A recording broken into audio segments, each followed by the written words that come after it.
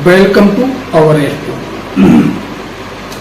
मित्रों, आज बात करते हैं कल दिनांक 23 अगस्त 2025 को शनि अमावस्या। शनि अमावस्या, अब शनि अमावस्या का नाम क्यों पड़ा, यह अमावस्या का नाम कैसे पड़ा, पहले मैं इसका परिचय करा देता हूं। फिर इसके बाद शनि के दान, जल, अर्घ, पूजा, तर्पण जो भी है, अमावस्या में क्या कर्म करना चाहिए, इन सब विषयों के बारे में बाद में चर्चा करते हैं। पहले मैं आप लोगों को अमावस्या का परिचय करा देता हूं। आप लोगों को भी हमारे पितरों की मानसी पुत्री थी, उसका नाम था अक्षोदा। अक्षोदा काफी समय तक तप में लगी रही, अर्थात तप करती रही। तप करते करते काफी वर्ष बीत चुके। इसके पश्चात जो इनके पितर या जो पितर होते हैं, ये प्रसन्न हो जाते हैं और प्रसन्न होकर के इन्हें वरदान देने के लिए अक्षोदा नाम का सरोवर, अक्षोदा नाम की नदी भी है, और वही इसने अक्षोदा ने तप भी किया था। तो जब अक्षोदा तप कर रही थी, उसी पीरियड में आपके पितर आकर के वरदान देने के लिए उधर होते हैं, उनके पास आते हैं कि देवी, हम आपकी तपस्या से प्रसन्न हैं, आप हमसे वर मांग लीजिए। तो उसने वर तो नहीं मांगा, पर जो पितरों के साथ में एक पितर अमावसु के नाम से थे, तो उनकी अक्षोदा की नजर जब उस व्यक्ति पे पड़ती है, अमावसु के ऊपर, तो ये मोहित हो जाती है।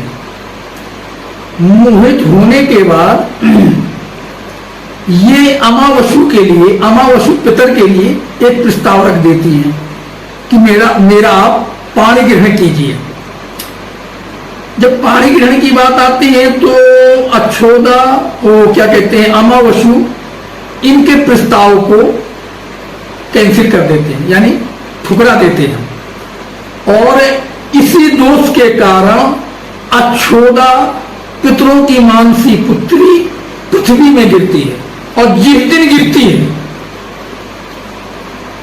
उसी तिथि को अमावस्या तिथि कहते हैं।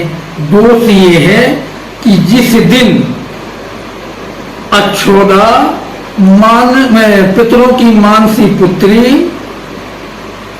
के प्रस्ताव को अमावसु पितर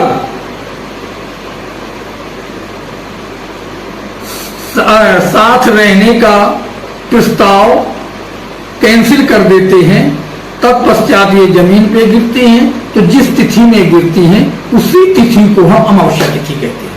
अब भी चलो ठीक है, अमावस्या तिथि में भी अब अमावस्या तिथि में हमें करना क्या चाहिए भाई? अमावस्या तिथि जो है, ज्यादातर अमावस्या तिथि का स्वामी जो है हमारा पितर होते हैं, और हमें इसमें पितरों के लिए श्राद्ध करना चाहिए, जल देना चाहिए, अर्घ देना चाहिए, स्नान करके ये सब कर्म करना चाहिए।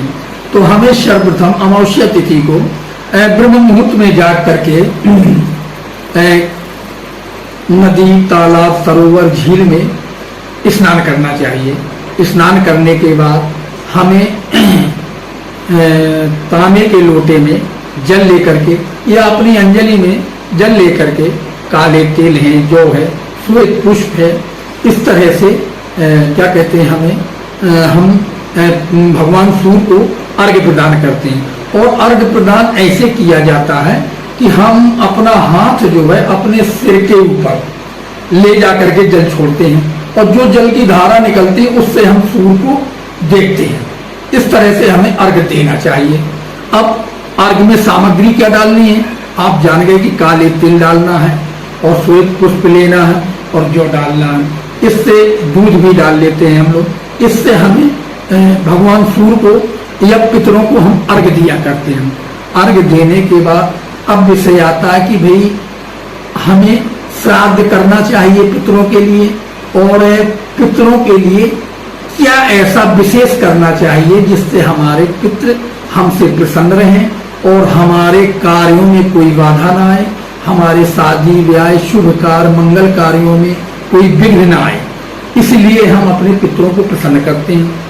अब इनके लिए हमें अमावस्या में क्या उपाय करना चाहिए? भाई अमावस्या के दिन कम से कम अपने पितरों के नाम से गुग्गल मिश्रित धूप जरूर दिखानी चाहिए, नंबर 1।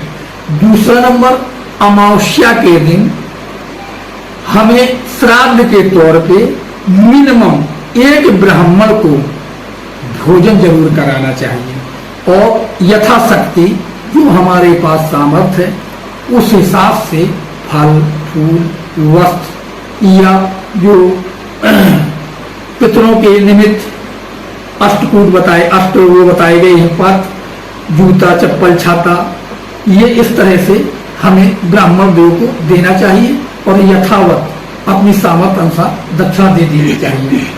दूसरा कि भाई अमावस्या को तीसरा उपाय है कि हमें अमावस्या के दिन जैसे गीता का पाठ हुआ, हनुमान चालीसा का पाठ हुआ, सुंदरकांड का पाठ हुआ, पितृ कवच पितृ सूक्त आदि इस तरह से पाठ हमको करना चाहिए। और चौथा उपाय है हमारा जैसे गोग्रास यानी गाय को भोजन देना, कौवा को भोजन देना और आपका कुत्ते को भोजन देना, ये हमारा कर्म अमावस्या को करना चाहिए। 5वां, नैतिक कार्यों का त्याग कर देना चाहिए। अनैतिक कहने का मतलब ये है कि हमें अनैतिक कार्यों का त्याग कर देना चाहिए और अपने पितरों से क्षमा प्रार्थना करनी चाहिए, अपने दीर्घायु के लिए, अपने अच्छे व्यापार के लिए, अपनी सुख शांति के लिए, अपने दाम्पत्य सुख के लिए। ओम नमो भगवते नमः। ओम नमः शिवाय।